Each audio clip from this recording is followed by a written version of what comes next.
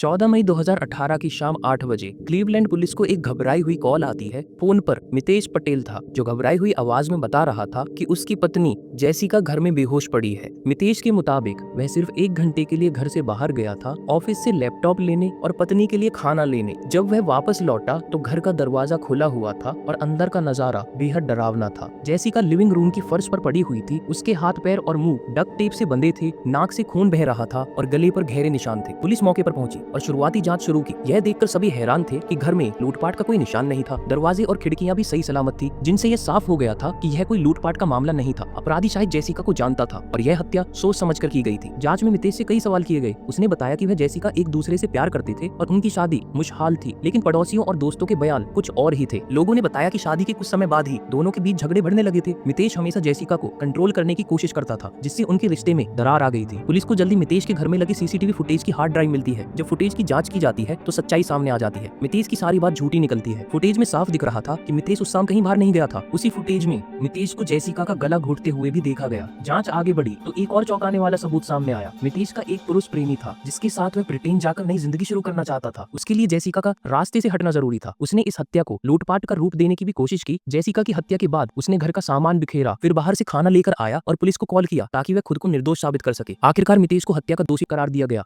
और उम्र कैद की सजा सुनाई गई।